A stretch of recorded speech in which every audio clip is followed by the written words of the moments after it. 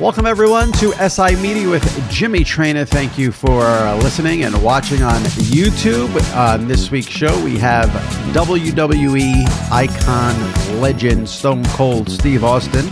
Steve has a show on A&E Network these days called Stone Cold Takes on America.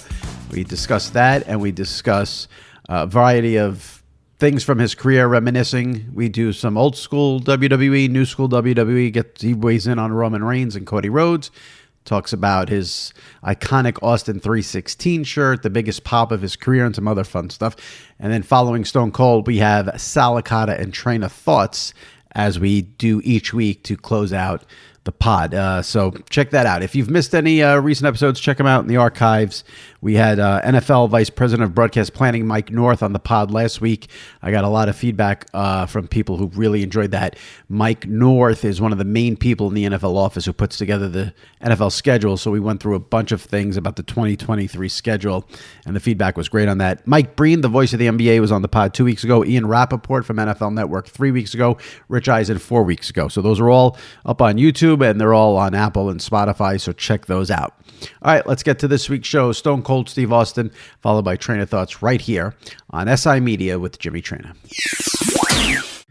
All right, joining me now, the word is used often. In this case, it is completely accurate. A legend, WWE superstar, the host of his own show now on A&E, Stone Cold Takes on America, Stone Cold Steve Austin. Second time with me here on the SI Media podcast. Steve, how you doing? Always good to talk to you, man. How you doing? I'm well. First time I had you on, we discussed manicures and pedicures. You still taking care of yourself every now and again? I haven't had one of those since the last time I talked about it, man. I'm clipping my own toenails. I need to be clipped right now. It's probably too much information. I'm out here in northern Nevada. I got to put on this lotion every night. My hands are so dry from this cold winter we've been through. It's a whole different story. But all is good over here, and it's good to see your face again. Appreciate you doing this. Like I said, you're hosting a show on A&E. I think we're 3 episodes in. Stone Cold Takes on America, Sunday nights at 10 o'clock. A&E and WWE do some really great stuff with their shows. And I want to get into some things about your show. But before we get to it, just a couple of quick wrestling questions while I got you here off the top. 2 things. Do you still follow WWE closely? Are you watching and keeping up as much as you can, or it's something you pick up here and there?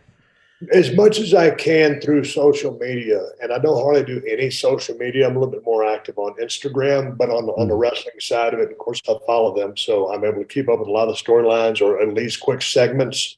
So that's how I keep up with it. And if it's a major pay-per-view, of course, I watch Royal Rumble, I watch WrestleMania, I watch the major events. Right. So I still do follow, not intently, but I still do. So what did you make of, it seemed like the wrestling world was convinced Cody Rhodes was going to finally end the reign, no pun intended, of Roman Reigns. And then Roman won, and people were like apoplectic about it. What did you make of that decision there from the WWE? I was asked that question a little while back, closer to the moment that it happened, and I thought it was the right call at the right time for the right reasons. And they had it set up as a storybook ending. This is going to complete the story. Cody was going to win that coveted belt that he wanted to complete the mission for his father, and had his beautiful wife and baby out there, and all the pieces were set. And then all of a sudden, outside interference, they're having a great match. They build it perfectly. So Solo Sikoa comes out there. It's Jimmy J. It's Sammy Kevin. It was chaos. So when the ref goes down, I mean, it was a great finish, and I loved it. And I think that, Roman's so hot right now. He's doing so great. I thought it was the right finish. I loved it. I think the time whenever Cody does win that belt, I think this makes the people. Dave LaGreca said, they missed out on an opportunity. Man, to me, it only made an opportunity for you to care more about Cody Rhodes.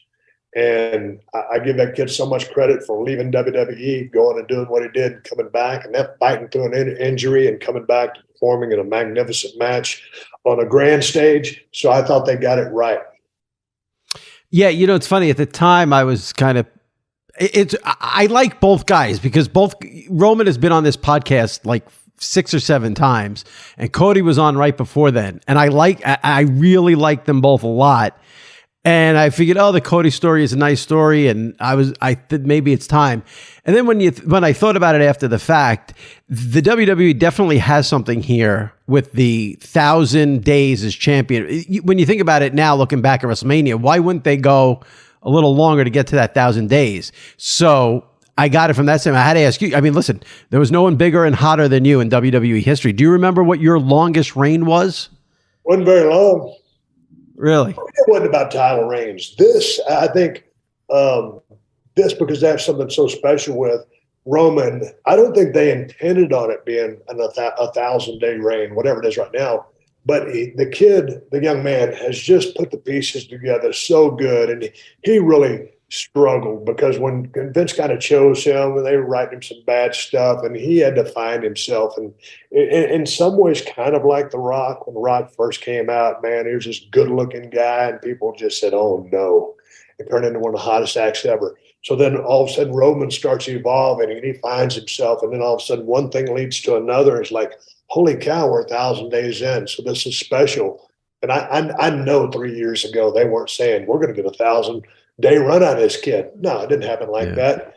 He's just been so damn good. He's learned everything. He's just got that alpha state going on, and the time is right for Roman Reigns. And when the time comes for someone else, it will. But just by putting a belt on Cody to make Cody or complete the story, if you're looking big picture, that's the wrong thing to do. Cody's time will come, and when it does come, it will be the right time. Got it. Do you follow AEW at all? A little through social media, what I catch on social media, but that's it. I don't. What's the question? Well, I mean, it seems like all anyone talks about with AEW is CM Punk coming back, not coming back, coming back, not coming back. He had the incident. I don't know. To me, sometimes it seems like he's more trouble than it's worth. I don't know if that's true. I don't know. You never know what's a work, what's a shoot. And I hate using those terms with a wrestler because I feel like it makes me sound like an idiot, but I don't know the other terms to use for that. Is he worth the trouble to employ and have around? Because it always seems like there's an issue with him. I don't know the trouble. And it's funny because I just sent a message to Punk yesterday, and we were just talking about his dog. He had posted a picture of his dog, and I sent him a message. And then I had heard through the grapevine that he'd torn his tricep. And so I said, "Hey, man, did you tear your tricep?" And he said he confirmed that he had. So I don't know where it is on the healing process. I don't know the ins and outs or the behind-the-scenes stuff. We have a TV, and like we stream a show every night. But other than that, I don't watch TV, so I don't watch any shows. What I do keep up with about wrestling is on social media. So I don't know if there's a soap opera behind Punk, or I think he's a hellacious talent. So I don't know of the trouble or the ongoings of what you speak. So I can't answer that question, and that's an honest response. Because I got you. Yeah. Last thing, and then we'll get on to the show. Stone Cold Takes on America on A&E Sunday nights. Were you surprised? What was your reaction when you found out the WWE was sold and Vince McMahon gave up his company, even though he's still a part of it? I mean, I don't think, maybe I'm wrong. You can tell me. I think a lot of people never thought Vince would ever sell, and then he sold. I think a lot of people were shocked. I don't know if you were, but I'd love to get your reaction on the sale. No, I wasn't shocked at all. It had been in the grapevine, and it happened, and it kind of made sense. I mean, UFC did it. So why not WWE? Triple H went out there and cut that promo saying that they're not going anywhere, meaning the people that are running WWE. I mean, it still needs to, I think it needs to come from a wrestling minded, family type thing, or those key players that's a tricky business. Not anybody just with a television background walks into the pro wrestling industry or the sports entertainment industry, whatever they want to call it, and can produce great results. So you keep the people running it that do, because they know their fan base probably as good as anyone or better than anybody. So, another business. I remember when Vince took that company public years ago, and I asked him, I said, "Vince, why do you want to do this?" He goes, "Steve, to legitimize the business." And I'm like, "Man, I'm an old school wrestler. I don't have that business brain that Vince had." Right. dude, I think you ought to just hang on to it yourself. But anyway, he's done what he's done. He's the greatest wrestling promoter that ever lived, and it's a business opportunity, and the machine rolls on.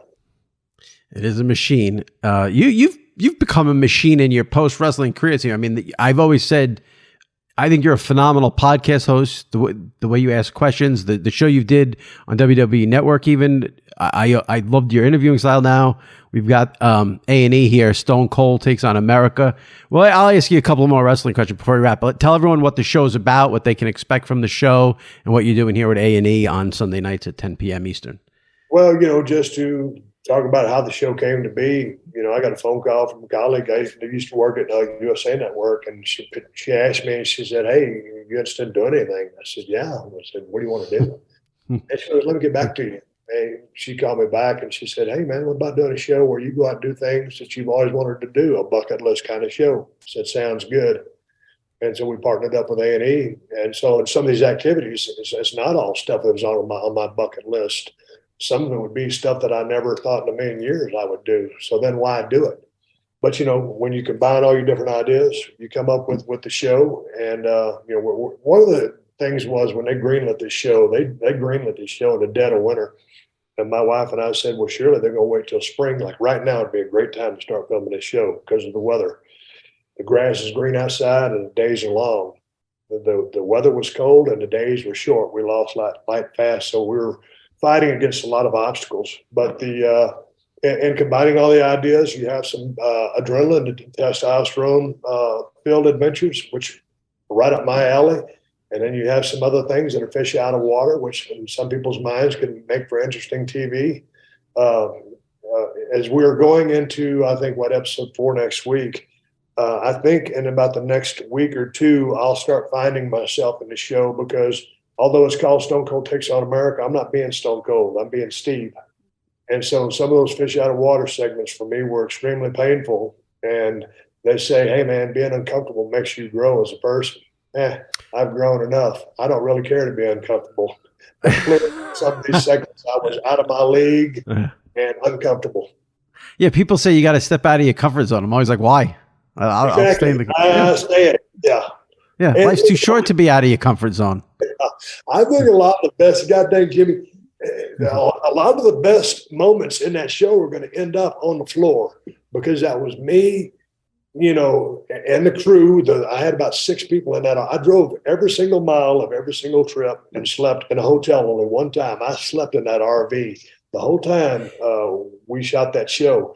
Some of the best moments of me bonding with that crew and some of the after hours adventures is some of the best material on the show. But it's about doing the adventures and is bonding with that crew. And I'm thankful for the crew that we had because if we'd had a bunch of J-Brones on that crew, it wouldn't have been pretty. We had tried and true veterans and they helped out.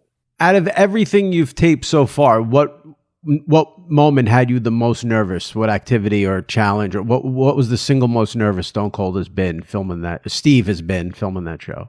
Well, trying to do the weather report on, the call time was 12:45 a.m. I didn't even sleep. I was tired from the day before. Showed up at 2:15 to go live at 4:30 in the morning. And I watched this young lady tell me about how she does the weather. And I'm thinking, oh, man, I've got to be as good as she is. And no, I didn't. But I got in my head so much, Jimmy, I outworked myself and I got nervous. Dude, I'm never nervous on live TV. I'm at 11 on live TV. And as a matter of fact, when the red light goes on, I'm at my best. That day, I was at my worst. And so that and taking orders at a steakhouse where I had no game, I had no presentation. I can't just throw down a menu and say, hey, if you want a medium rare steak, give me a hell yeah. That's not what I was doing. So there was a lot of failures on my part, but those were some of the moments where I was at my most uncomfortable. It's so funny you said that because one of the notes I had taken in preparation for this was I watched a clip of you. You were getting in a car, driving on some sand, hilly sand. And this is the fascinating thing about pro wrestling. Like I know Stone Cold Steve Austin is the WWE character, and I know there's Steve Williams, who's a person. And when I saw it, it threw me off as a wrestling fan and a Stone Cold fan. It threw me off to see you nervous. I was like, no, this guy's never supposed to get nervous about anything. What is this? What is going on here? Well, that's an interesting thing, interesting point that you would make, because it's like, you know, you go out there and do something, and that's a shoot moment. That's about as real as it can get. This kid that drove that car was 21 years old. He's been racing since he was this tall. I've been driving buggies since 1998 at a recreational level. I've never been to Sand Mountain. Those peaks are like razor's edges when you get to the top of them. You look and you ride that ridge and you peek over and you go down hauling ass at 70 miles an hour. So it'd be like me when I first went to Chris Adams Wrestling School and worked there for, let's say I worked there for 2 months. Then all of a sudden, they want me to headline at Madison Square Garden with, let's just say, a Kurt Angle, a guy who can work his ass off. How am I going to do in that moment? I'm not going to do. Kurt can make me look like $1 million, but I'm going to crap the bed because I ain't got no experience. So that was a moment where if Stone Cold was going to, or Steve was going to wrestle his first match in the Garden after 2 months experience in a main event, expect to draw a house, not so much. You go to Sand Mountain at a recreation level driver and try to tackle Sand Mountain full speed and another dude's car that, one, you don't want to wreck, and then two, you don't want to kill yourself, because you can kill yourself at Sand Mountain. Do you have a moment, though, as Stone Cold in your WWE wrestling career where you can remember being the most nervous? I really can't, because, you know, when I got to WWE, I just come out at ECW, and I was going out as a ringmaster, a little bit nervous, but really just a loss of identity and didn't know what to do because I wasn't the ringmaster. And that was 6 months of pain, walking with this to the ring and this plodding music, loved Ted DiBiase, but I just started really learning how to light up a microphone at ECW and was really confident in my wrestling skills at the mechanic level. And this is pre-injury when I was more of a wrestler trying to emulate Ric Flair because he was my favorite.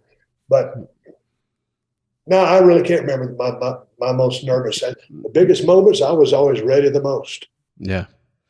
I got you here for about 4 more minutes, so I'm going to throw some questions at you, sort of like rapid fire style, and want to get your take on some things. I'm going to start with something which I hope doesn't cross the line, because I know you're never supposed to ask about money. But I have always wondered this, and I figured I'll throw it out there. If you don't want to answer it, you don't have to. But do you know how much money you made just from the Austin 316 T-shirt? No, I don't know how much. I mean, it's, definitely, 7 figures, probably 8 figures now. And that shirt still gets sold today. Am I not mistaken? You still get a cut of that, I hope. Sure. It's amazing how, I feel like that shirt is still prevalent. Like, it's still iconic, and, I'll give you an inside story. I never tell this story. I don't think on air. In WWE, you get your royalty checks, every quarter. And I remember when I first came up with that shirt with Jimmy Miranda, after I started getting hot, and I created that promo. And man, all of a sudden I came out with a shirt, and those shirts were everywhere. And I went and had a conversation with Vince. And I said, "Hey man," I said, "I've seen a lot of T-shirts out there, and I noticed that my royalty check doesn't reflect that." And he goes, "Well, Steve, what do you think we should do?" I said, "Well, I think we need to kind of change the percentages." And then he goes, he came up with a number. He goes, "What do you think about that?" And I said, "I like it." And so it was a fair deal. And that became known as the Austin deal. That's an interesting, no, go ahead. I'm sorry, I didn't mean to cut you off there. So anyway, things kept going. And then I'll never forget, it was time to come out with the royalty checks for that quarter.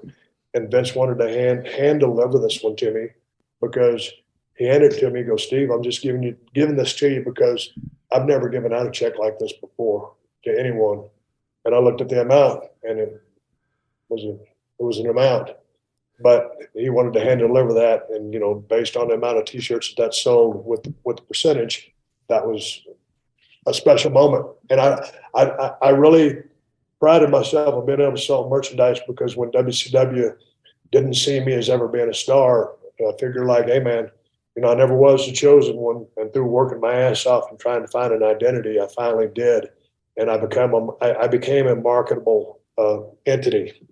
So when you asked Vince for a bigger royalty cut, he didn't really go back and forth with you. He gave you the number. You liked the number, and that was it. Wasn't a back and forth tense negotiation. He threw it out before I even asked for it. I don't think he was right. He goes, "How about this?" And I said, "Yes." Yeah. And I hate talking about money because of money. No, I understand. No, I'm just saying that's why I don't throw out figures. But I never liked talking about money, even with Vince. But I got into the wrestling business because I wanted to be a wrestler.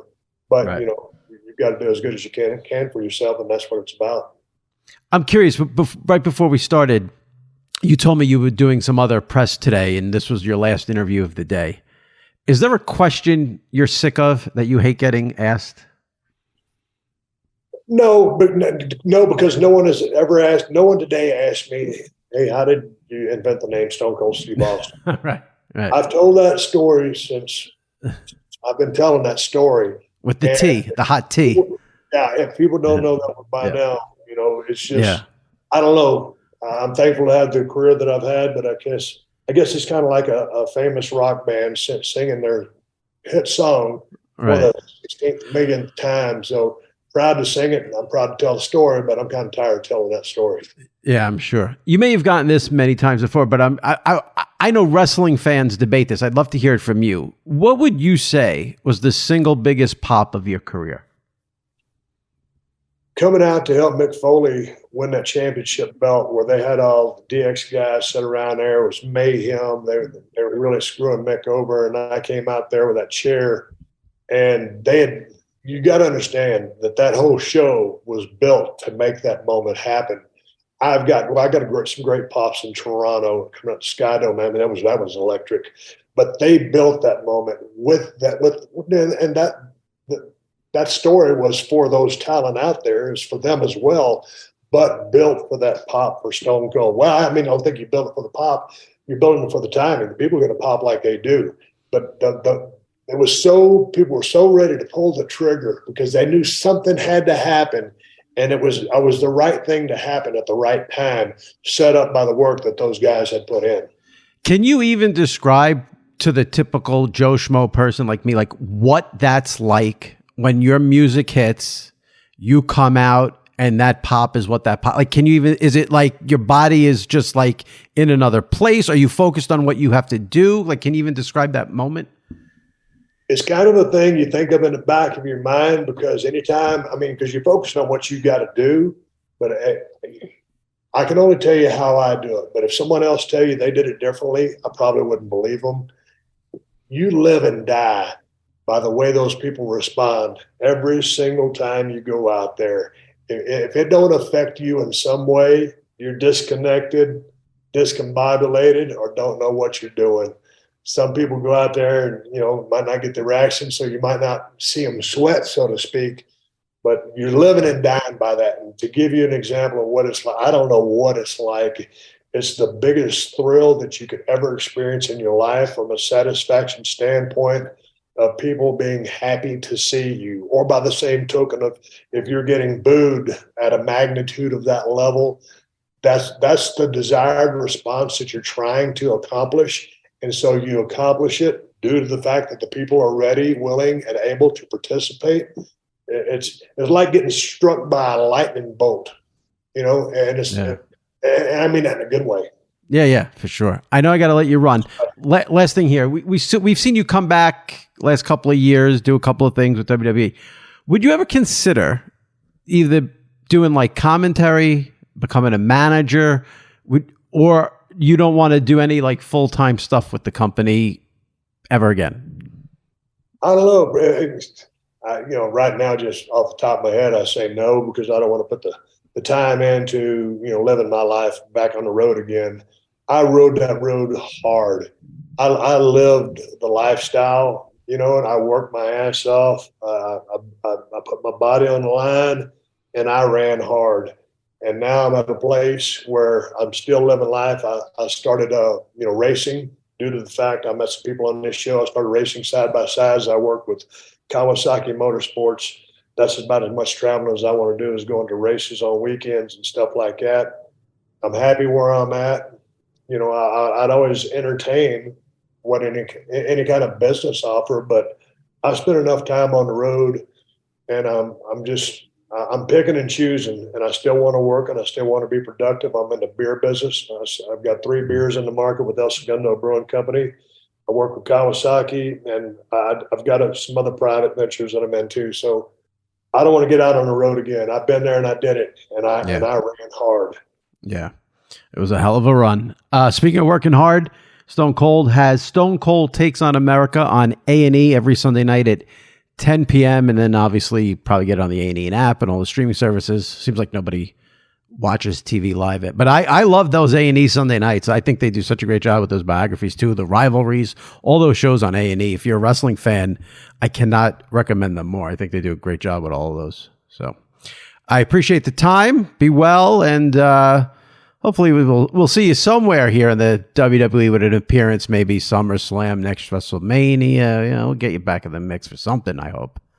Hey, we'll see. We'll see what comes to be. But I think that that they have a great crew. They've got a lot of Hall of Famers on that crew they've got right now, the gals and the guys. So I think they're loaded. They don't need a whole lot of outside help. They've got a lot of stars, and they got some stars on the rise. So I think they're in a good position right now.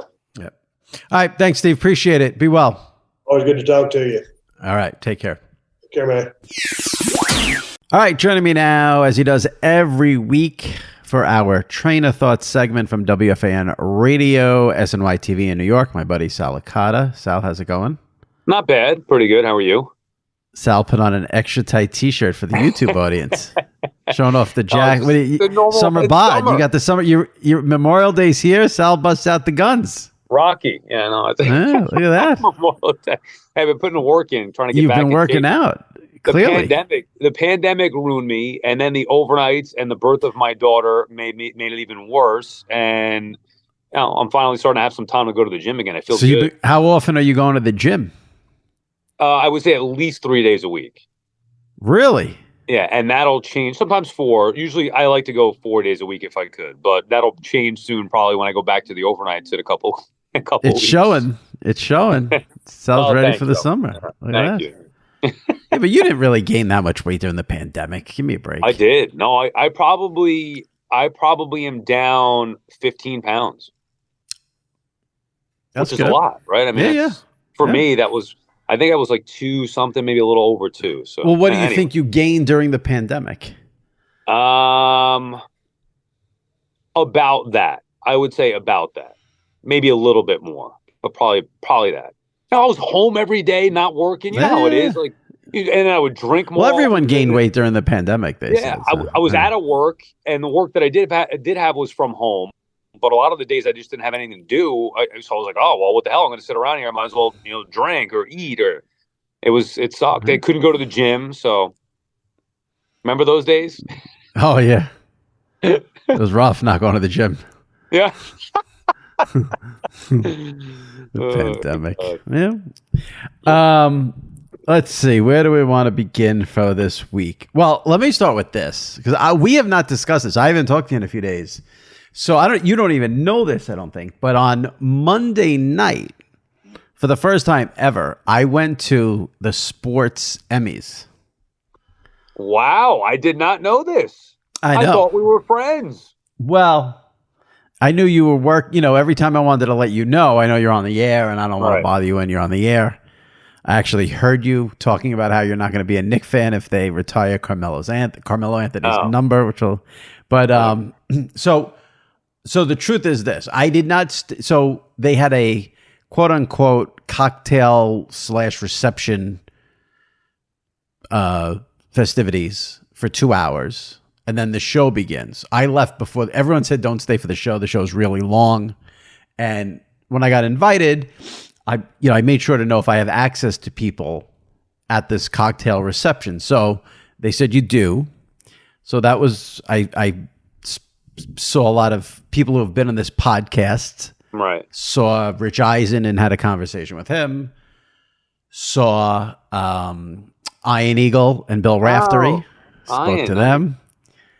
But the highlight by far was the presence of Ric Flair.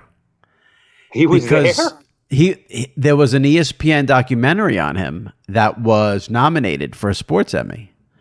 So Ric Flair was there with Charlotte Flair, walking around. Now, at one point, I think it got out of control because I think a lot of people were taking pictures with him.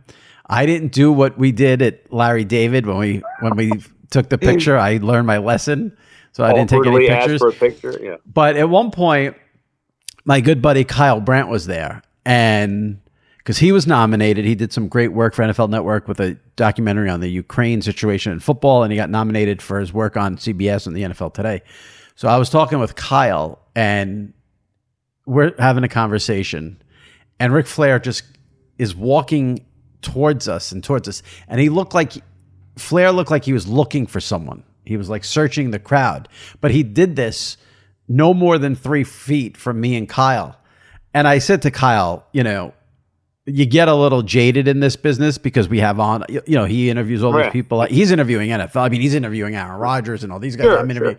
And I said, could you, what would you have done if someone at when you were like 10, 12, 13 years old, what is it? You've been in a room with Ric Flair 3 feet away from you. It was, but I resisted having the Larry David thing. For those who don't know, one year Sal and I got to go to a season premiere party for Curb, and Larry David was there. And we took pictures with Larry. It's the single worst picture that's ever been taken in my life, thanks to Sal. And Larry, when I tell you it was the last thing he wanted to do, it's the understatement of the century. And I still have severe PTSD from that experience. Yeah, he wanted no part of it. Even I, who got a decent picture with him, I feel bad because I know it went against everything that we love about him. Like, we shouldn't have asked for it, but whatever. You're there. We knew he didn't want to do it. We wouldn't want to, so, but... So did you didn't say anything to Ric Flair? I did not. I what am I going to say? It's a weird thing at those things, introducing yourself to people who... This is one of the weird things about this business. People know you maybe from social media. And then, I saw JJ Redick there. Okay. And I introduced myself to JJ. And I know, I just said, JJ, Jimmy Traina, I love you, and for 30 seconds, I got the vibe of like, who the fuck is this guy? And then it sort of like hit him. And he's like, oh yeah. He's like, I got to do your podcast or something. And it, people, it's a weird thing that, and even people like I've had on this podcast, who you Zoom with, if you don't see them often, and then you see them in person, it's very jarring. I don't really have any great stories, but just being around and just watching he was by far the most, what's the word I'm looking for? Like, gawked at person who was there was Ric Flair. Flair? Yeah. When I walked out, this isn't you're not into this. For me, it was funny. When I walked out, standing by the doors was Jeff Zucker, the former president of NBC and then CNN, speaking with Matt Lauer. Wow. And I guess what happened. So Matt Lauer showed his face there? So what happened? So at the ceremony, they gave a Lifetime Achievement Award to Bryant Gumbel. Greg Gumbel was there, and I wanted to speak to him because he came on here and made news when he said that not one announcer makes a difference for viewership in an NFL game, but I never got the chance to speak to Greg. He was always somewhere I couldn't get to. But I think Matt Lauer and Jeff Zucker were there because they worked at NBC with Brian Gumbel for so many years. So I think they were part of that. They were part of that award or whatever. But when... Yeah. So when I'm like, oh my God, this pariah is 2 feet away from me. What is going on? Yeah. Yeah. But those things, those things are weird. Yeah. Yeah. Like I had a couple of people who I didn't know come.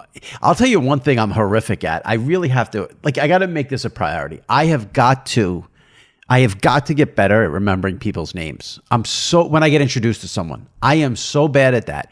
And I don't mean to be. I think I just have a really bad memory and brain. Wait, you mean like when you first get introduced and they say, hi, I'm Matt or whatever, and you're oh. So I was there and someone had come up to me, very, very nice guy came up to me. He was like, are you Jimmy Traina? He goes, love your podcast. I'm from WWE. I love how much you support wrestling. And we appreciate it. The guy could not have been nicer. Said he listens to the pod, and then I'm trying to remember the guy's name. I just can't. I just can't. Yeah. Right. Apparently it just wasn't that important to you. You didn't give a shit. That's not true. That's what I'm saying. Afterwards, I'm like, I wish I could. It's the whole thing's a whirlwind. I usually hate things like that, and honestly, a lot of the times that I've been things like that have been because of you, because you always get the invite and would invite me as the plus one. Maybe a couple of times I went as like a producer with Francesa. Mike would never go, but me and Eddie Erickson would go, or whatever. But I don't know. I've never been good at mingling with those things. Well, yeah, when you see people, I saw, like Andrew Marchand and Neil Best, you talk with them. Right. And, I don't want to talk to anybody. You like talking to, your friends, whatever, like Marchand and Best. Well, that's the thing. Like, I enjoy talking to Kyle Brandt because I know him. I saw a couple of ESPN PR people who I deal with on a regular basis. Yeah. So, listen, I went to mingle and try to get guests for the podcast. Like when I saw JJ Redick, I said, I'm not going to stalk you about coming on the podcast, which was code for please come on the podcast. You're trying to, and I saw, let's see, there was a TNT PR guy there, and, I gave him a sob story about never having Charles Barkley on the pod. So I was hoping, we can maybe do something there. So that was why I went. Okay, that makes sense. All for my listeners. It's all for my listeners and this. No, podcast. You got it. It's smart. You got to do it. I'm just saying that me personally, I'd rather just sit behind the microphone and yell, or sit behind. I don't have to. I don't like the idea. And even as a producer, and even now, I hate the idea of reaching out to people to try to get them to come on, because I don't want to. Because ultimately, you're asking people to do you a favor, right? That's the thing. You want them to come on and take your time. I've never been good at that. And every time I do it. Here's the thing. Every time I do it, I get rejected, and I'm tired of rejection. I hate rejection. That's what it comes down to. It's not that I'm not comfortable with myself, or I don't like them, or I don't want to be rejected anymore. I'm tired of it. Who has rejected? You mean rejected to be a guest on your WFAN? I'm going to give you a couple. I'll break some news. I'm going to give you, not that people give a shit about it, but I'll give you a couple. But this is for to be a guest on your WFAN radio show. Correct. Okay. Go ahead. So I, in spring training, met Billy Epler, the general manager of the Mets. I didn't seek him out. He came to sit next to me and Terry Collins, exchange numbers. I'd love to get you on the show, whatever, blah, blah, blah. Sent him a text before the season, good luck text, nothing back. Sent him a text about 4 weeks into the season, maybe a couple weeks ago. Hey, love to have you on the show. Nothing back. I deleted his fucking number. I don't want anything to do with it. Now, it doesn't mean I don't like him, but I'm done asking. I don't even give a shit about this. And here I am thinking that, we had a decent conversation. Maybe he wants to come on the radio, and done. Whatever. As your dear friend, I'm glad you deleted his number, because I would be worried that you one night would text him and say, "Can you please cut Vogel back?" I've heard. I'm not going to mention names. I've heard other media members, talk show hosts like myself, have done similar things to one of the teams that they root for, and I was mortified by that. So I would never. Yeah. I would never do that. But all right, so the Mets GM blew you off. Who else blew you off? Well, I get the feeling from Piazza, who I love, the DM situation where there's been a couple of back and forth, and he couldn't be nicer. But every time I threw out a little, hey, love to have you on, it wasn't let's set something up. So not that was Mike Piazza should go on your show. That's ridiculous. It would be, look, I'm not even going to ask him flat out because I don't want to bother. I'm just saying, that's one of those scenarios, again, where you would say, oh, that's cool to have a DM relationship with him. Yeah, but I don't want to ask him for anything because I don't want to be rejected, nor do I really care at this point. There was one other one that I am not going to mention, but it was a prominent figure with New York sports, and I sent out a little DM. Hey, love to have you on the show, and no response. All right, text me who that was. Yeah, I will. Yeah, I had this conversation with Deitch, who I interviewed before you on this one. I said, I'd much rather people tell me I am not coming on your podcast, period, send, instead of the tease and the drag along. I don't need the tease and the maybe next week, maybe next month. Oh, I've had people say when I have something to promote, I'll come on. That's the last time I want. That's the last time I want you on. What about a no response? Would you rather have that? Or that's like getting the message, right? Like, well, it depends. It depends who it is. Like, I have sent Tom Brady like 50 DMs on Instagram saying, "Hey, I know you don't check this, but how about coming on?" I would expect a no response from Tom Brady, right? But Mike Piazza shouldn't give you a no response. Like, no, he didn't. He didn't. I know. I'm giving you. I'm just saying in general. Yeah, and it's funny too because I figure, look, I don't care enough, but I have this resource. Let me shoot my shot, for lack of a better term, and see, like, what's the worst that could happen? They don't respond, right? But then they don't, and it's that sense of rejection that I hated as a producer. Right. I once had a fucking writer. God, I wish he was George King. Remember George King of the Post? Yeah, New York Post. Yeah, Yankees. I called him up as a young producer. We used to have a Rolodex of writers or whatever. Yeah. Trying to get him on as a guest for whatever show I was producing as a young producer. Hey, George, Sal Licata, WFAN, lose my number. Click. George King of the New York Post. Like, who the fuck are you? Yeah. Lose my number. Click. I was scarred from that at a young age. And you were not on the air yet. This was as a producer. No, this was as a young, probably part-time producer at WFAN. So you're a producer at FAN. You're interviewing the beat. You're reaching out to the beat writer of the New York Yankees, and he says, "Lose my number," and hung up. Listen, Aaron Rodgers can get away with telling Adam Schefter to lose my number. The Yankee beat writer should not be telling anyone to lose their number. Yeah, that's I'm ridiculous. Sure, beat writer or columnist, whatever. It's ridiculous. It's a ridiculous response. And what it does is a young kid like that, insecure, trying to find his way. It scarred me where I'm like afraid to call people. Obviously, I got over it to a certain extent, but like I just don't like that feeling of rejection that we have to deal with in this business, trying to get guests on our shows. This is amazing. I'll fucking talk to callers for 5 hours all night. I don't care. No more guests. Aaron Rodgers tells Aaron Schefter to lose his number, and you get George King telling you to lose his number. This is amazing. So those are the two lose my number stories. No one's ever told me lose my number. No one's ever told me that, I must say. Yeah, or stop. So there are a couple. I think JJ Watt I've probably sent like 50 DMs to about coming on and no response. But he's been on. I've interviewed him like 3 times, so I think he just doesn't check his DMs. Okay, but yeah, it's embarrassing. It's embarrassing when you see all the unanswered DMs.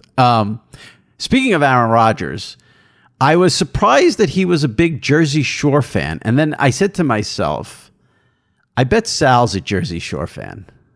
Am I accurate on that statement? You are 1,000% accurate. You have to be better than that. No, I was no. You have to let people love what they love. I was not an original. I had the same mentality you did originally about the show. And then I forget how I got caught up in it. And I went back and watched them and I fell in love with it. And I think I watched, when it first came on the air and was this all the rage, I think I watched maybe 2 or 3 episodes. I said, these are horrible people. And I stopped watching it. No, they're not horrible people. And they've matured. By the way, talk about more rejection. So a couple of them follow me on Twitter. You just reminded me. And I reached out to one and he's like, "Oh, I'd love to, but you got to go through PR." And then the PR reject. I was like, what am I doing here? Just even what are you doing? Right. Yeah. What? Yeah, but I love Jersey Shore. So you wanted to have them on. You wanted to have one of the cast members on FAN. Yeah. Yeah, well, I know it's veering off of sports a little bit, but I figured we could do a sports tie-in. I would just love to interview one or multiple of the Jersey Shore cast. Well, maybe you can interview Aaron Rodgers about Jersey Shore. That would be Rodgers is quickly becoming my favorite athlete. I've liked him for a while. We've had this discussion. I love him. He gets it. He gets New York. He's open. He's honest. Now he's got to go out there and perform, otherwise fans are going to hate him here. But I love Aaron Rodgers. Well, I will say one thing. What I think has become crystal clear about Aaron Rodgers. I mean, I think it was clear before, but you didn't realize.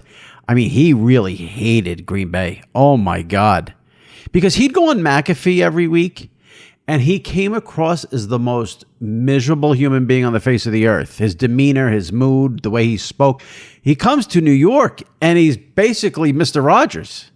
maybe because he feels appreciated. I'm not talking about by the fan base. He's been bent out of shape ever since they drafted Jordan Love, and he never let it go. And to me, every time I see him on McAfee, I'm like, why is this guy so unhappy with the, And in New York, he's like Mr. Personality. So, but again, when the season starts, who knows what's going to happen? Yeah, he's got to be healthy. He's got to perform. The expectations are through the roof. So if they don't, but it's also just not about him.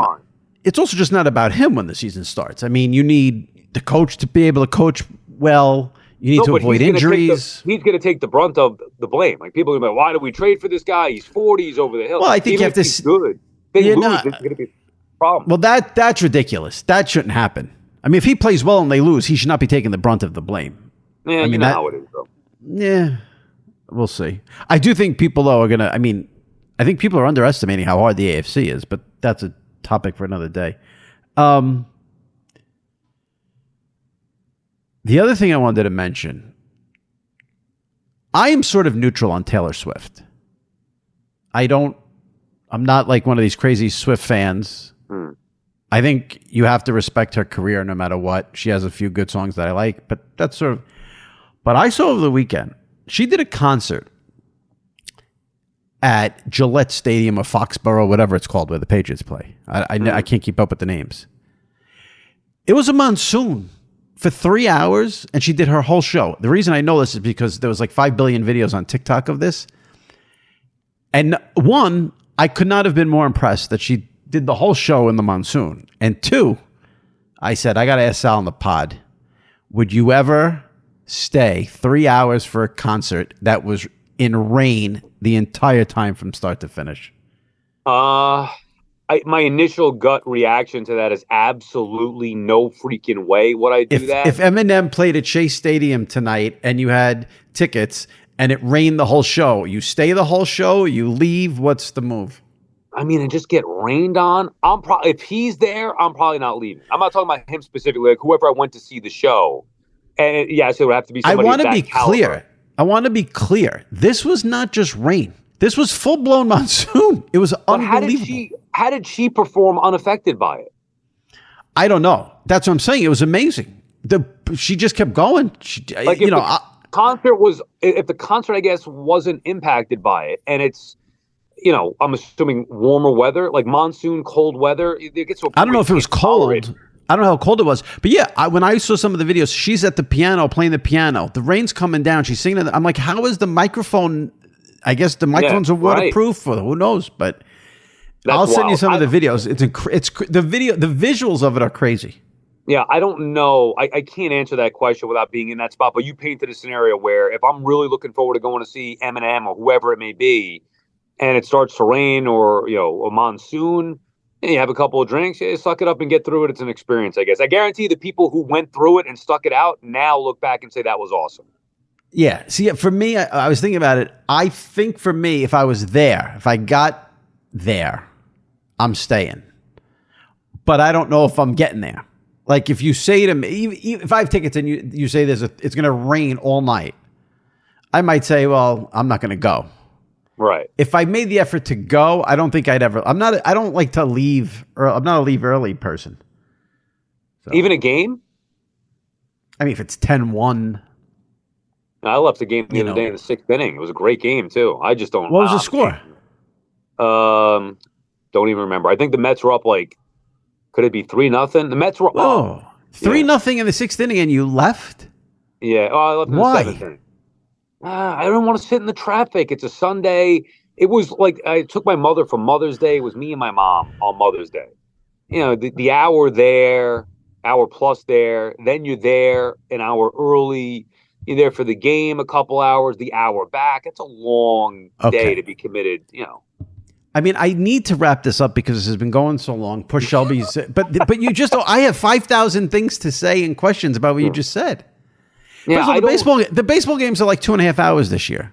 I know, but you know what that's like getting at it. 40,000 people because of Francisco Lindor bobblehead all leaving at once. You're going to be sitting in 3-hour traffic getting on the way home. Okay, so then here's my question. And maybe I'm going to sound like a dick, but why go?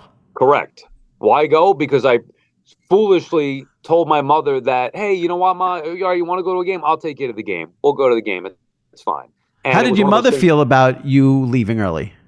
She didn't necessarily care. I think she was okay with it. But, how long were you in the ballpark? We got there about 45 minutes early and then left at the end of the 7th inning. I would say we got there, let's say 1 o'clock, and probably left at like 4:30. Oh, so you were there? Okay. Maybe so 4. We were there 40 minutes early, so you factor that in. Trying to process. The point is, if you're going to leave early, you shouldn't even bother going. And if I had the option of saying, you know what, Ma, let's just not go to this game. It was supposed to be Saturday at 4:10. The game got rained out, pushed to Sunday 1:40. Oh, let me ask you this. Yeah. If the game was 2-2 in the 7th, would you have left? Yeah, at that point, I don't care about the result. I did not care about the result. For people listening who don't understand, this to me is like a new Sal. I feel like this is out of you. This is not the Sal I know. It's not at that point. My priority is not, are the Mets going to win the game? My priority is me and my time. That's a change. Valuable. Your priority's always been the Mets. Well, yeah, right. As I was saying on the air, 15-year-old, 20-year-old Sal hates 43-year-old Sal. But the reality is that I got to get home to my wife, who's getting on me to be my daughter. I want to spend time with. There's things I got to do. It's a nice day. Why'd you go in the first place then? I told you, I'm trying to help everybody. I'm trying to be nice and take my mom for Mother's Day. This is amazing. You know, it's funny. I was going to say to you too, I've had a hankering to go to a baseball game. Really? Yeah. I'm shocked at that. You never want to go to a game. You got that right. And I'll never go to a football game as long as you'd have to pay me. You couldn't pay me to go to an NFL game. But I think the nice weather, the fact that I haven't been to a game in a few years, I'm seeing all the stuff about the food at Citi Field. Yeah. I don't want to go to a Yankee game because it's just a pain in the ass in the Bronx. But I said to myself, I got to tell Sal, like, if you get tickets or you're going one day, I'll tag along. Yeah. But now you got me leaving in the 7th inning of a close game. I'm going to wrap it up with this. Yeah. Right. Part of my mood was ruined. Oh, no. Because I was walking back from... Now, I go to the Met game, and I get recognized quite a bit because I'm on SNY, the home of the Mets, and all that stuff, right? Right. So it happened. Now, 99.9% of the people either say nothing or they say, hey, Sal, I love you, like the show, whatever. One guy, and I've never had this happen. Now, remember, I'm there with my mother. One guy sent me something, or said something to me that he would send on Twitter that would get blocked for immediately. And he goes, as I'm walking from the steak place with my mother out in center field there, the big area, he goes, you are the worst on SNY, the absolute worst. All right. And I just had to thank you, and keep it moving. Now, the way you set that up, I was expecting way worse than you're the worst. Well, not that that's nice. Yeah. He didn't curse or anything like that, but he might have cursed, but that was basically the gist of it. I don't remember exactly. But it wasn't, hey, I like your work, or hey, I'm a fan. It was, you are the absolute worst on SNY. You're awful. You're awful. And that got to you. It did. It didn't get to me in the sense that like I actually think that I'm bad. It got to me in the sense where I don't need to deal with this shit because I'm not built to let that go. And I have no choice but to let that go because anything else I get in trouble. So I have to sit there and smile and take it. It's part of the sacrifice, I guess. I'm learning. But to let it go is that's what got to me. Not what he said, but that I had to let it go. Well, we'll talk about that off the air. I'll So anyway, my point is, I don't need this shit. You think I want to be here? I don't even want to go to this game anyway. Well, you know day on Sunday, and now I got to deal with this. You know what you just made me. You know what you just did though? What? Now I want to go to a game with you more than ever. I want to go to the next game at Citi Field right now with you. I am going to harass you to no end about going to a Met game because I want to see this in action. Oh my God! I told you, most people. Yeah, there was a little incident last year in the postseason, and then this is the two negatives that you just got to remember sometimes. But anyway, in all seriousness, is there any plan to go to a game anytime soon? As of right now, no. So that incident has you a little rattled. All right. No. Truth be told, I don't. like, I don't want to take the time. Like, I've already taken my wife and daughter to a game this year. I took my mother. Like, now the summer weekends are coming up. I don't want to deal with the traffic on the weekends. So as of now, no plans. But I do love going. I genuinely love going to the game. I actually want to check out Yankee Stadium because everybody keeps talking about this bucket of chicken that's so good there. So I do love going to the games, but I just don't know if I'm going to actually have the time to do it. But I'll let you know. We'll go to a Yankee. We'll go to a Yankee game. Well, yeah. Hopefully they let me in there after. I've been calling them greedy pigs and streaming. Let's go to a game when they're streaming on Amazon, and I'll go there and rant and rave. All right, Sal. We will. We'll talk to you next week. Hang in there. I'll talk to you later. All right. All right, my thanks to Stone Cold Steve Austin and Sal Licata, and my thanks to you for listening. If you're not a subscriber, hit that subscribe button on Apple or Spotify. If you can, helps tremendously, and subscribe to SI Media with Jimmy Traina. All right, we'll see you next week right here on SI Media with Jimmy Traina. Stay safe and take care.